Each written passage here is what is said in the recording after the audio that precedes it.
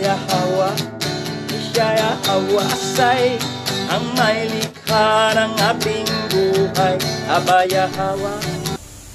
Magandang hapon sa lahat. Sa araw ng Sabat, kami muling magkaroon ng talakayan sa salita ng may likha kung ano ang nakasulat sa original na Bible, sa Bible ng Hebreo. Pero bago tayo magsimula, manalangin muna tayo to be led by Pastor Richard. Okay, tayo pong lahat ay manalangin muli. Kung mapagpalang Aba Yahawa, sa inyo po ang karangalan at kapurian sa hapong ito at kami po yung hihingi ng iyong patnubay. Higit sa lahat na maunawaan namin buo ang iyong mga salita at gayon din po ng aming mga taga-subaybay at ang inyong kapangyarihan, ang pagkilos ng banal na Ruach HaKodes, ang siyang magbigay ng kaunawaan sa lahat ng makakapakinig. Kayo po ang aming tinataas at pinararangalan. Purihin ka aming Yahawa sa pangalan ni Mashiach Yahawashi. Yaman.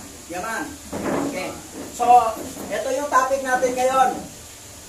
Ang topic, where does the word Jesus Christ came from? Saan nanggagaling ang salitang Jesus, Hesus Kristo? So, kailangan malaman natin dahil ito'y sinamba ng sangkatauhan sa buong mundo. Sikat siya. Kabilang tayo dyan. Okay. Ito po. Kabilang tayo dyan dati. Itingnan natin sa pinakaugat. Ito'y nagsimula ito sa pagan god. Pito sila lahat. Ang pitong fallen angel na si Osiris, si Apis, si Zeus, si Dionysius, si Hersius, si Hades, and Asclepius.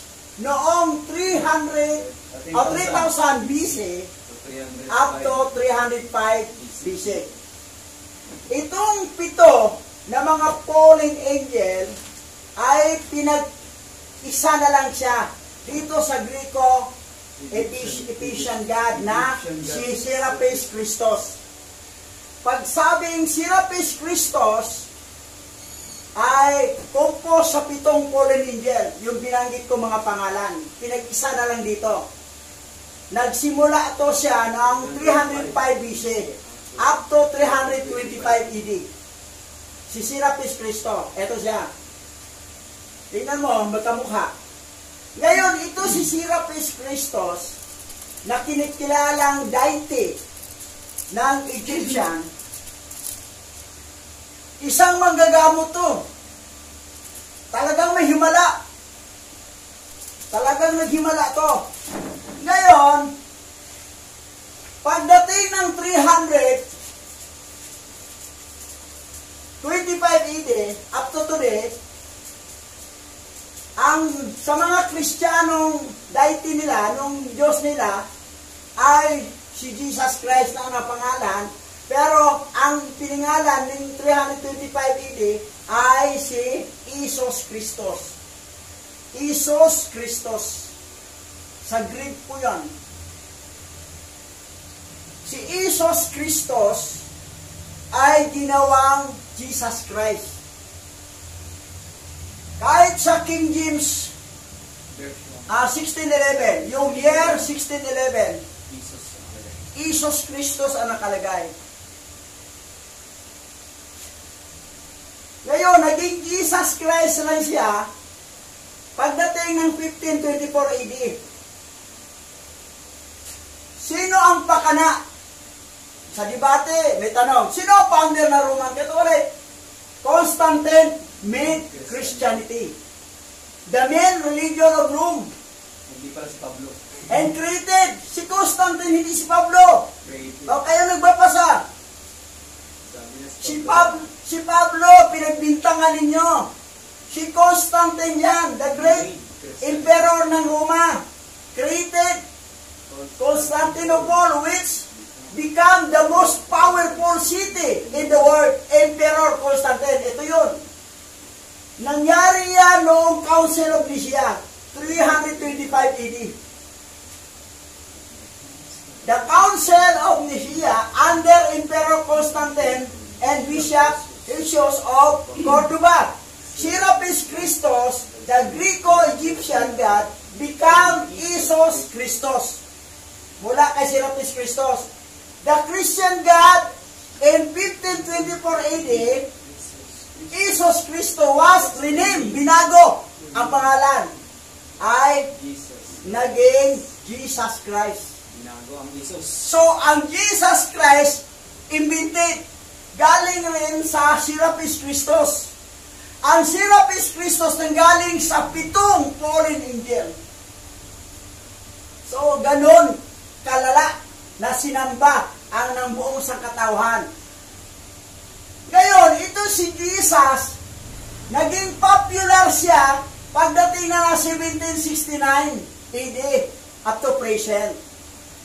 Ngayon, anong katauhan ang kanilang ginamit? Picture. Si Cesare Borgia. Si Cesare Borgia, ang katauhan na kinuha nilang personality ni Jesus Christ. Anak Ni Pope Alexander. ni Pope Alexander Borgia. Ito, killer to. At ito, yung kapatid niya, pati yung Santo Papa, ginawa na asawa ang kapatid ito. Pinatay yung manugang at sila ng dalawang mag-ama ang asawa sa kanyang kapatid. Isang karumal-dumal itong hitsura na ito na sinamba ng buong sangkatauhan. Nakakalungkot talaga, wala talagang alam sa history, nakakalungkot. Kayong nanonood sa YouTube channel, nakakalungkot. Alamin ang history yung sinamba yung Jesus Christ, kung sino yan siya. Killer to eh. Mamamatay tao. Jesus Christ formally Jesus Christos.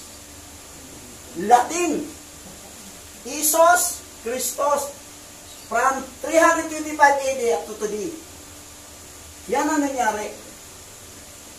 Kasi ang akala kasi nila, bakit Jesus Christos?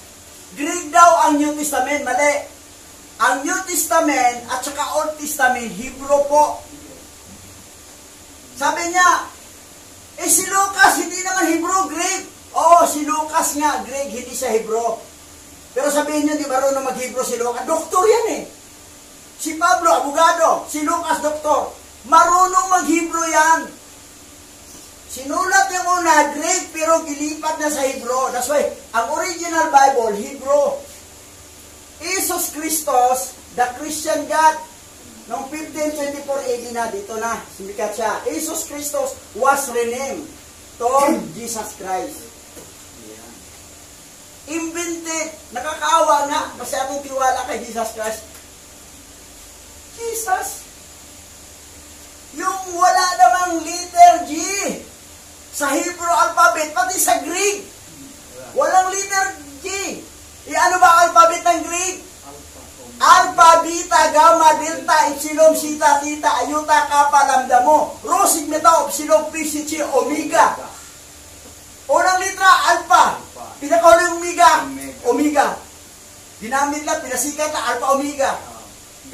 Sa Hebrew, original Hebrew alphabet. Abagada, hawa, sa kataya, kalamana, sa ipatasa, kwarasata. A, ta, ata. Ngayon, sa modern, alif, bet, jimil, dalit, hiwaw, sinjit, tityukab, lamig, minusamig, aipit, saliko, presentaw. Alif, at saka tau. Alif, tau. Ata, at saka alpha, omega sa Greek. Yan. Ngayon, ang Serapis Christos become Jesus Christ. Tingnan mo, magkahawig din. Nadaya ang buong mundo, nadaya talaga. Ngayon, who worship Serapis? Sino ang nagsamba kay Serapis? The worshipper of Serapis are called Christian. Ang Christianity nagsimula sa Egypt, hindi sa Roma. Kinopya lang ng Roma. And those who are devoted, the true name of Christ. Research kayo, rebel. That the name Jesus is linked to the Greek sun god Jesus. Come out of here, my people. Alis kayo dyan. Yung pininiwalaan yung Jesus Christ, nako, Ang dami talagang dadalhin sa dagat-dagatang apoy kasi karamihan dito nagtiwala. Akala pa naman nila sa langit tayo punta. Tapos mag-rebuke ng demonyo. In Jesus' name, lumayas ka sa talas! O, nagpagaling din. Eh kasi si Serapis Christos magagamot yun eh. Fallen angel yan. Ito pangyarihan magpagaling. Ngayon, from Sios to Jesus. Yan dito, Pastor. Ikaw ng paliwanag dito. Para makapahinga ako kundi. Sige. Ayan. Okay. So, ating pong napakinggan at ating napanood, ano? At maraming pinagmulan ang nag-iisang pangalan ng sinamba ng napakaraming tao sa buong mundo na alam natin sa 66 books, ito talaga ang tunay na tagapagligtas eh. Kasi ito yung kinamulatan natin sa Christianity at ito rin yung ating pinag-aralan sa Bible School. Pero kung ating pag-aaralan through history, ayan, malinaw po sa atin yan, na ang pinagmulan ng pangalang Jesus, na nandoon sa nung una, 7 sila na anghel galing, 7 pangalan, galing sa Greek, at ginawang isa pagdating sa Egypt, noong 305 BC, 3000 BC, no? 7 sila. At ngayon, nung nabuo ang Serapis Christos as a founder of Christianity, mula kay Serapis Christos na nanggaling sa Greek yung Isos, in the end, yung Isos ginawa nilang Jesus noong 1524 na maipasok ang letter G sa alphabet ng English, German at saka ng Romans. So kung ating titingnan na yung Jesus na yan ay mula sa pangalang Sios, wala yung letter G, ay yan eh. Kasi yung Seios naging Isos para mawala yung Sios. Kasi si Sios talaga, God of Thunder ng mga Greek yan. Inilabas, ibig sabihin, nagkaroon sila create ulit ng panibagong pangalan from Seios, naging Sios. Tingnan ninyo, yung Greek, Seios. Pero sa Latin, ginawa siyang Deos. Pagdating sa Tagalog, yan ang ginagamit natin lahat. Deos. Pero pagdating sa English, nakakalungkot, na bago, ginawa ng God. So ayon sa mga pag-aralan natin, yung Deus sa Latin at Diyos sa Tagalog ay Seios po yan. Si Seios po ang mayroong pinatutungkulan ng katawagang yan. So pagdating sa English, naku po, dito naman ang iba. Ang hirap po niyan hanapin dahil nasa buko pino po yan. Yan po ay kabilang sa 5 Lucifer. Yang God na yan. Pangatlo po yan sa 5 Lucifer, ayon sa buko pino. Sabihin, itong Seios na ito, alam na natin kung sino yan. Dahil hindi naman yan tayo tunay na alahayam, hindi yan tunay na creator. So sila ang mga kabilang sa fallen angel na inihulog at yan nag-angkin na creator. So yan ang naging papel nito.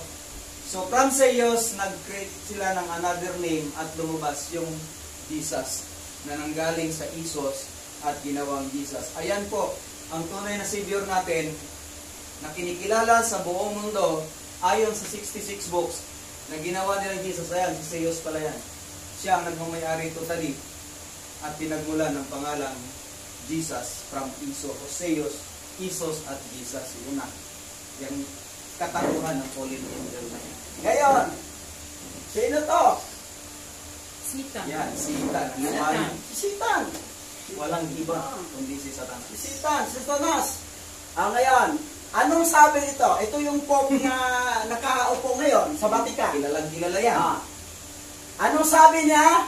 Ni Pope Francis, sabi niya, Jesus is the son of Satan.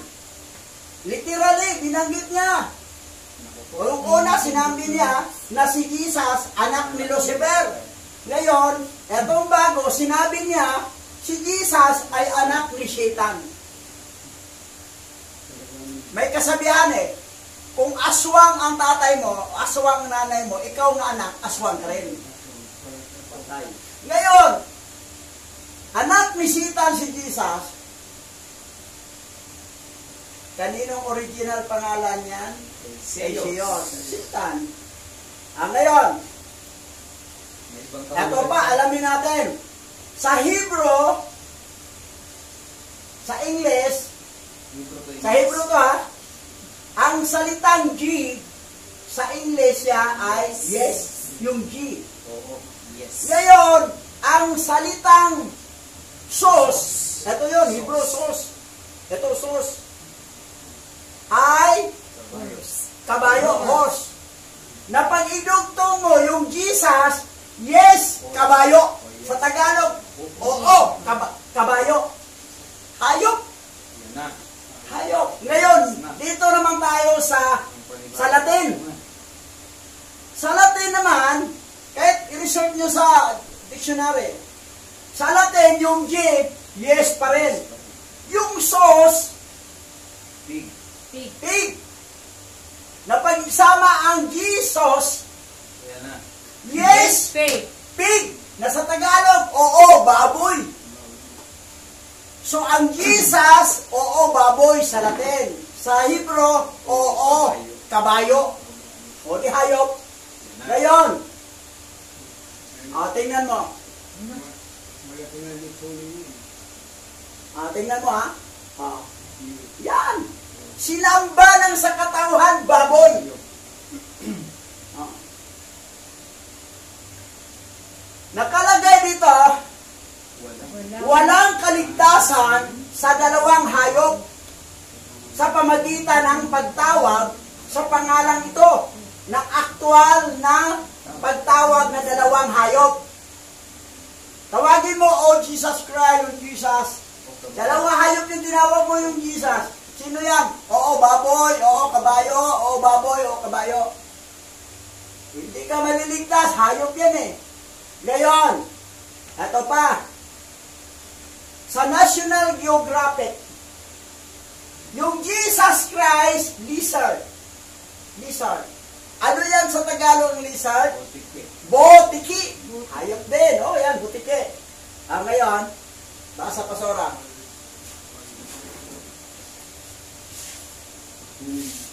Ang basilikos ay isang ginos ng malaking Corytophanid butiki na karaniwang kilala bilang basilis, nakatutubong sa Timog, Mexico, Gitnang Amerika at Hilagang Timog Amerika. Ang ginos ay naglalaman ng 4 na uri ng hayop na karaniwang kilala bilang Jesus Christ butiki, ang simpleng Jesus butiki, dahil sa kanilang kakayahang tumakbo sa tubig na makabuluhang distansya bago lumubog. Ang National Geographic na ang nagsabi na yung Jesus Christ ay botiki. Yung butiki, Jesus Christ. Yung Jesus Christ, butiki, hayop. Maliban na kabayo, maliban na baboy, butiki pa. O, 3 hayop na. Ngayon, eto. Secret code. Ano ang nakalagay sa secret code? The origin of the Jesus peace. Sino ang Jesus? Isda. Isda pala, another naman. Kita mo ha? Formang isda oh. Jesus peace, symbol, sign of the peace. Ictus, Jesus peace, symbol. Si Dagon. Peace, God of Egypt. Yan. Tapos may cross sa ulo. Meron pa namang nakalagay na nakaupo sa trono. May cross din sa ulo. Ayan. Isda ha. Tingnan mo si Dagon, ang ulo. Tingnan mo ang sombrero ng Santo Papa. Sombrero ng Papa. Bunganga ng isda. Si Dagon. Ngayon. Basa pastora. Sino ang Diyos ng isda sa Kristyanismo?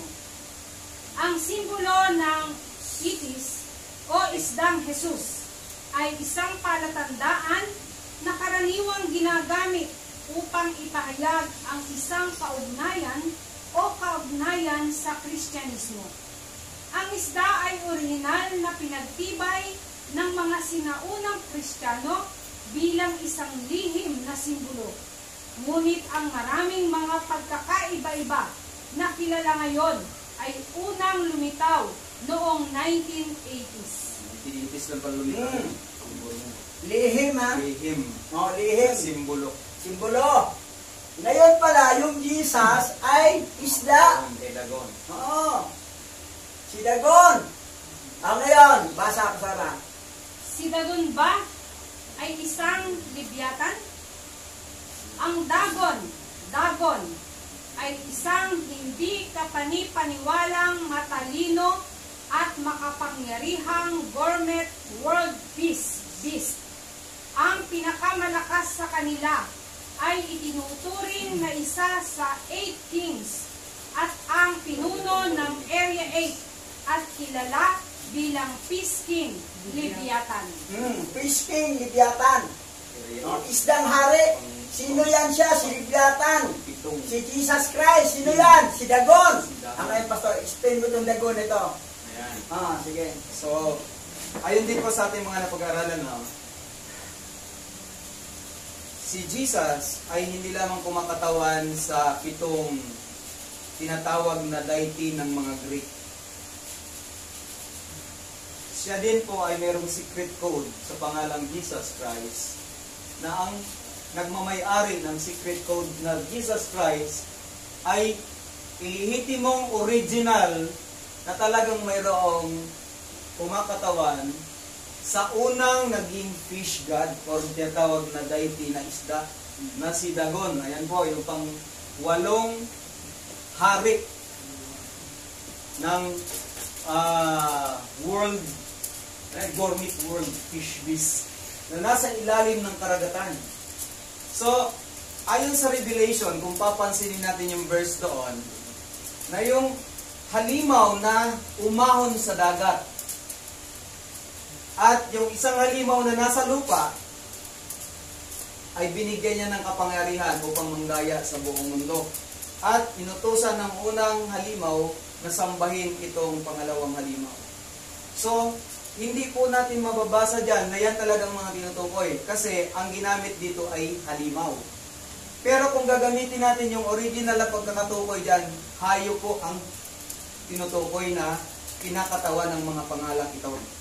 So, una, nalaman na natin, ito palang si Dagon, ang kinakatawan din po ng Jesus, fish, o yung mayroong symbol kanina, na isda na may gills sa loob. Ngayon, bakit ang Biblia na nababasa natin ngayon ay dragon na ang nakalagay ayon doon sa Revelation? Alam niyo po ba, dinoktor din po yung dagon na yan para mawala at matukoy ang pagkakakilanlan sa kanya bilang fish god. Dinagdagan lang po ng Aryan para maging dragon. Tingnan nyo ha, sa masusing pag-aaral natin na yung Jesus pala, ang ibig sabihin sa Latin ay baboy. Sa Hebro, kabayo. Hayop. So, sino yung binigyan ng kapangyarihan ng isang halimaw na galing sa dagat, na si Dagon, para bigyan ng authority and power, para ang buong mundo ay kontrolin at pasambahin sa kanya? Yung pangalawang hayop, sino yun? Si Jesus, na kumakatawan sa baboy at kabayo. At pangatlo, butiki. At ang pang-apat, isda. Yung pagkakakilanlan kay Dagon. So, ibig sabihin, itong Jesus na ito, mahiwaga. Inimbento na siya ni Emperor Constantine na maging another na savior na Greek. Na yun na nakakalungkot. Dahil ito yung minahal natin sa buong Pilipinas na ipinakilala sa atin ng 66 books na Bible. At ito ang ating pinag-aralan sa Bible School at ipinakalat sa lahat ng lahi ng mga Pinoy.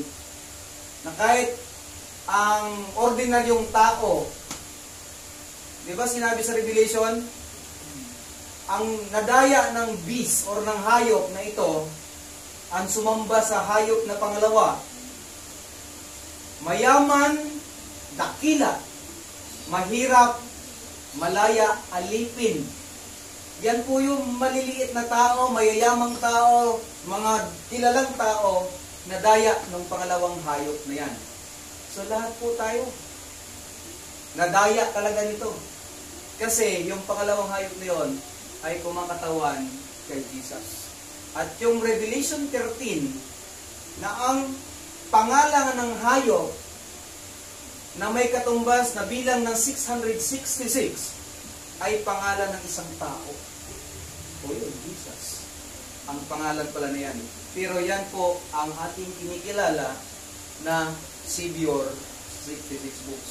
Lagi natin sinasabi, Jesus is the way, the truth, and the life. Pero originally, Yahweh Shai is the way, the truth, and the life. At sabi doon sa Acts 4:12, walang ibang pangalan ang ibinigay ang Ama. So, ibig sabihin, itong bagay nito, nakakita tayo ng kapareho na halos mayroong mga sikreto siya na dapat mailabas. Minahal natin, pero ang kahulugan pala ay nagtatago sa isang napaka-delikadong pagkatao. Ang mga fallen angel ang nasa likod nito. So, si Jesus ay isang uri ng hayop. Grabe. Ayan. So, delikado talaga. Kailangan nating malaman lahat. Okay. Ngayon, pakibasa pa Sora. Sinamba ng lahat ng tao ang dragon, sapagkat ibinigay nito ang kanyang kapangyarihan sa halimaw. Sinamba rin nila ang halimaw. Sino ang makakatulad sa halimaw? Sino ang makakalaban sa kanya? Sabi nila. Pero mo ha, ito ang hindi na-detect ng halos lahat ng tao sa mundo. Pero mo ha, sinamba ng lahat ng tao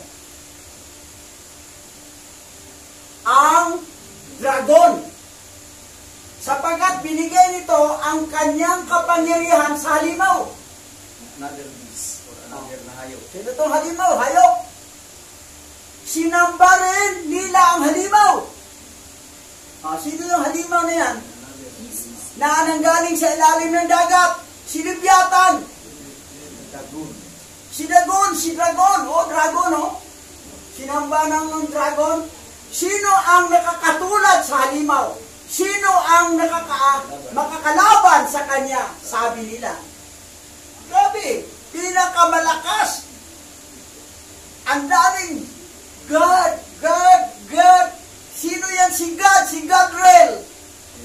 Pumasok sa ahas. At dragon or Satan, Gabriel, God o God. Halimaw o hayop, Jesus Christ. Halos lahat ng tao, may God o Jesus Christ, lahat. Sinamba ng lahat ng tao, Halos naman talaga lahat. Hindi mo masabi, hindi. Lahat naman talaga tumatawag ng God. Lahat rin tumatawag ng Jesus Christ. Sino yan si Jesus Christ? Halimaw, hayop. Sino yan si God? Si Dragon, si Satan. Ayan, si Leviathan. Halimaw, galing sa dagat, sa ilalim ng dagat. Yan. Leviathan.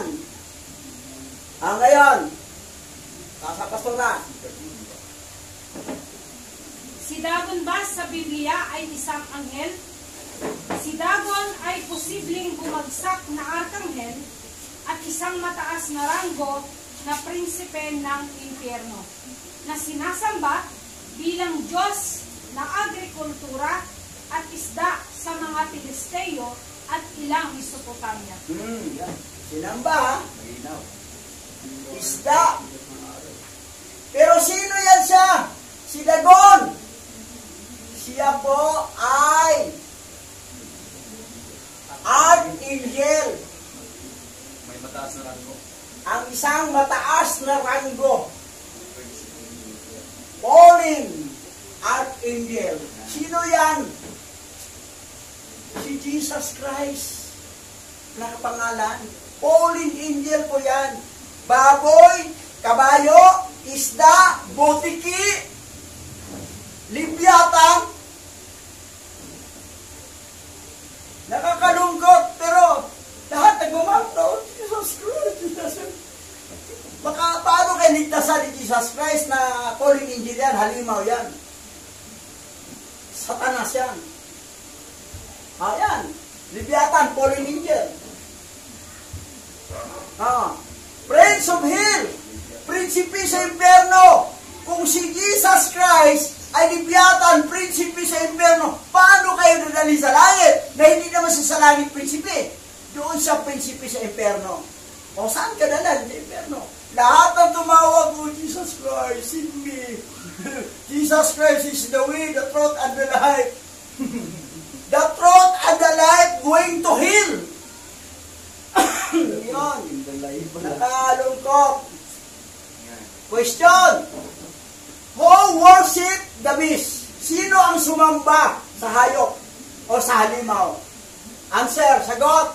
Si Jesus Christ, siya ay kabayo, ay baboy, ay botike, ay isda, ay libyatan, ay fallen angel. Sino ang hayop, halimaw, fallen angel? Siya, si Jesus Christ, ang sinamba ng mga Kristiyano. Original Christian sa Egypt po. Sa Jerusalem. Sabihin nyo, Christian ka. Original no. Egypt ang original nyo. Kay Serapis Christos. Yan ang nakakalungkot. Ngayon, anong resulta sa magsamba ng hayop? Okay, kita sa Pastora. Pahayag chapter 14 verse 9 to 12. At sinunod sa dalawa ang ikatlong anghel na sumigaw ng malakas. Sino mang sumasamba sa hayop at sa larawan nito at nagpatatak sa kanyang noo o sa kamay ay painumin ni Yahweh ng alak ng kanyang puot na walang halong ibinuhos sa kupa ng kanyang galit. Pahihirapan sila sa apoy at asopre sa harapan ng mga banal na anghel at kordero. Ang usok mula sa apoy na nagpapahirap sa kanila ay mag-aalab magpakailanman. Araw at gabi ay maghihirap ng walang pahinga ang mga sumamba sa hayop. At sa kanyang larawan ay ang mga natatakan ng kanyang pangalan. Kailangan magpakatatag ang mga hinirang ni Yahweh, ang mga sumusunod sa utos at nananatili sa pananampalataya kay Yahweh Shai. Okay. Pero mo ha, pansinin mo ha, sumamba sa hayop, natatakan sa pangalan ng hayop. Paano natatakan sa pangalan ng hayop? Yung gibautismuhan ka sa pangalan ng hayop, Jesus Christ. The baptism of Jesus Christ, you are marked of the name of the animal o hayop, beast, halimaw. Yan ang nakalungkot. Ngayon, saan sila dalhin? Saan sila dalhin? Pahirapan. Sila sa apoy at asopre sa harapan ng banal na anghel na anang kordero. Ang usok mula sa apoy ay mag-irap sa kanila ng kanila ay mag-alab, magpakailanman. Yung apoy na yan, araw at gabi ay pahirapan. Maghihirap ng walang pahinga ang mga sumamba sa hayop. Sino yan? Jesus Christ. Saan ilalagay ang magsimba sa hayop? Sa apoy, sa dagat-dagatang apoy, araw gabi. At ang kanyang larawan at mga natatakan sa kanyang pangalan. Sa kamay, di ba? Pag gumanong ka, kamay, kanang kamay, nangunguros. Ang cross pa naman, baliktad na cross. Kasi dito, mahaba, pag ganon, tapos ganon, baliktad na cross. Yan ang cross ng satanic. Pero pag ganonin mo, ganon baba, ganon, nakatayo na ng cross. Pag ihaba mo dito. Pero pag dito lang, tapos ganon, Correct. baliktad na cross. Hindi nyo na po na yan, kayong nanonood sa YouTube channel. Oras kayo, klate. You are very loyal ni Jesus Christ. Hayop po yun, halimaw. Satan, fallen angel. Saan dadalhin? Ang mga sumamba sa hayop ay sa dagat-dagatang apoy. At asupre. Araw at gabi sila pahirapan. Doon sila sa isang asupre. Apoy at asupre sa harapan ng mga banal na anghel at kordero. Yung kordero, itong tagapagligtas. Ang usok mula sa apoy ay maghihirap sa kanila. Ay mag-aalab magpakailanman.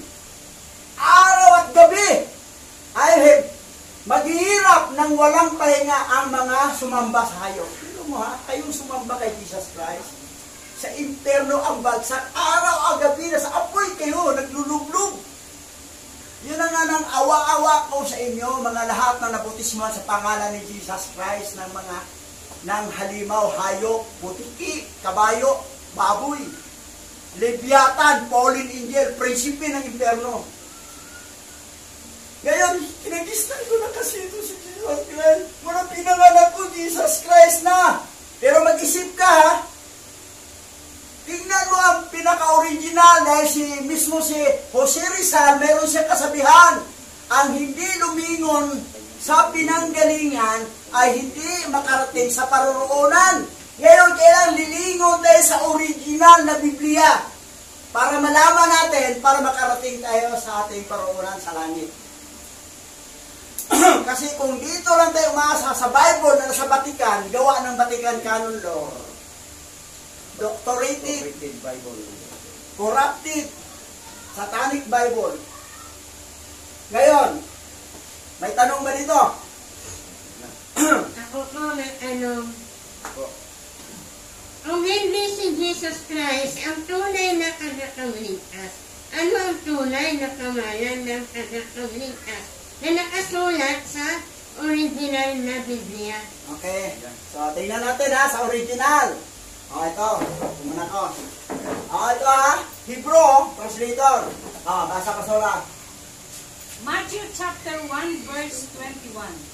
At nanganak siya ng isang lalaki at tinawag ang kanyang pangalan na Yahawashai, sapagkat ililigtas niya ang kanyang bayan mula sa kanilang mga kasalanan. Anong pangalan? Yahawashai.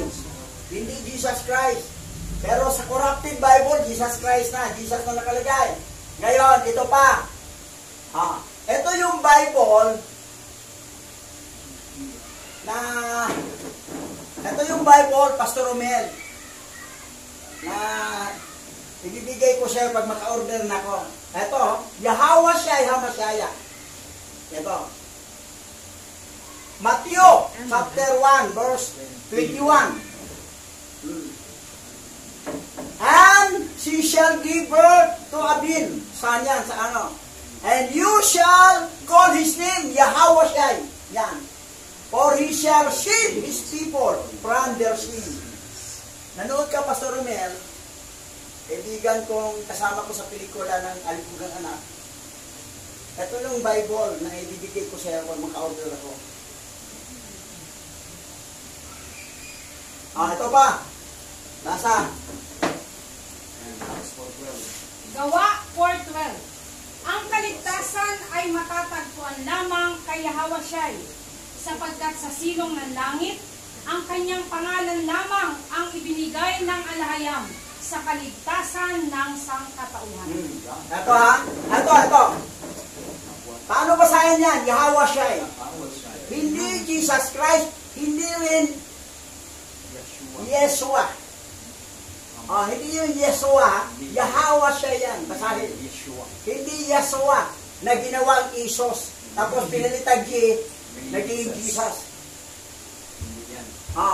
Ngayon, sino yung mga ngaral sa kanyang pangalan? Ano ang mangyayari? Nasa? Matthew chapter 10 verse 22. At kayo'y kapupuotan ng lahat ng mga tao dahil sa aking pangalan. Dadapwat ang magtiis hanggang wakas ay siyang maliligtas. Ngayon, kung mangaral ka sa pangalan ni Jesus Christ, may mapuot ba sa'yo? Wala. Wala. Kilala. Pero kung ipangaral mo ang pangalan na Yahweh Shai, Yan. maraming magagalit sa'yo. Kahit kinagisna nila, Jesus Christ na, Jesus Christ. Jesus Christ, Bible, mabilis sa Christian Puktor, Jesus Christ. Eh, bakit pangaral mo Yahweh Shai? Galit siya sa'yo. Sabi niya, Antikristo kayo. Walang Antikristo po nakasulat sa original Bible. Anti-Mesias o anti-Masaya. Hindi Antikristo. So, nakalagay, at kayo'y kaputan ng lahat ng mga tao dahil sa aking pangalan. Ano yung pangalan? Yahweh Shai. Kasi, bakit Yahweh Shai sila? Di ba Jesus Christ? Magagalit siya sa'yo. That's why na, Pastor Romel, ihinto mo ng palangaral sa kali yung Jesus Christ. Pero Yahweh Shai, may mapukot sa'yo. Pareho tayo, OCE na. Tama yun. Pero sabi mo, Bishop, pasensya lang, ino-OCE kita sa ano, hindi sa pasensya doon sa ano, okay lang, no problem. Normal na yan, OCE naman talaga tayo. At kayo'y kaputan ng lahat ng mga tao. Dahil sa aking pangalan, datapot. Ang magtitiis hanggang sa wakas, ang siyang maliligtas. Yan. Grabe. Tapos na. Okay. So, kayo mga nanood sa YouTube channel, panoorin ninyo.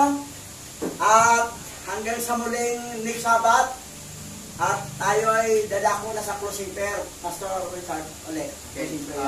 Bago po ako mag-close sa prayer, naalala ko pala, noong ipinangaral ko ang pangalan ni Yahweh Shai, ay pinagbantaan ako ng asawa nung aking siniran sa Katmon, na kapag bumalik daw ako at i-share ko ulit si Yahweh Shai, tatagain ako. Di ba? Nakita niyo yung sinabi ng Bible? Sa pangalan ni Yahweh Shai, kakaputan kami. Nagalit sa amin lahat ng tao. Kaya yung siniran ko doon, yung asawa, pati siya, yung anak niya, kapag babalik daw ako doon para mag-share ulit ng Yahweh Shai, tatagain ako. Kaya huwag na daw akong bumalik. So ito yung tunay, Yahweh Shai talaga. Ito ang tumugon sa verse na yon. So tayo pong lahat ay muling manalangin. Kayo po ang aming pinararangalan, aming Aba Yahweh, nababatid mo ang iniisip ng maraming tao, lalo na ang makakapanood sa YouTube nitong ng aming expose sa hapong ito, at batid mo lahat ng mga maaaring isipin ng aming kapwa. Pero naniniwala kami na inyong pinoproteksyonan ang lahat ng remnant, na maniniwala sa mga katuruan na ito, sa mga expose na ito, upang patuloy nilang mapukaw, o patuloy sila mapukaw sa pagkakilalang muli sa iyo, aming Yahweh. At kami ay magpapatuloy na maipakilala ka sa nakaraming mga remnant na nagkalat sa apat na sulok ng daigdig, aming Aba Yahweh. At hindi kami matatakot. At muli po aming dalangin ang inyong pag-iingat at pagliligtas sa amin sa panahon na kami ay mangangaral ng iyong mga salita, at kayo po ay aming pinararangalan palagi. Ang aming mga buhay ay aming itinatalaga sa iyo bilang aming mga alay at pagkilala na ikaw ang aming pinagmulan, ang may likha ng aming mga buhay. Pagpalain po ninyo kaming lahat ang buhay ng Bishop Boy Alima at ang kanyang mga anak at ang kanyang pamilya, at gayon din ang aming mga kasamahan na patuloy na naniniwala na kayo ang tunay na alahayam ng aming mga ninonong sina Abraham, Isaac, and Jacob, at maging si Adan na aming pinagmulan. Aba Yahweh, sa iyo po namin ipinagkakatiwala ang lahat ng ito. Pinupuri ka namin at pinasasalamatan, nilololhati sa pangalan ni Masaya at Yahweh, siya ay namin tagapagligtas. Yaman. Thank you for your watching. Everyone. Mag-comment and mag-subscribe. Para Be blessed. Shalom. Shalom. Barak saka.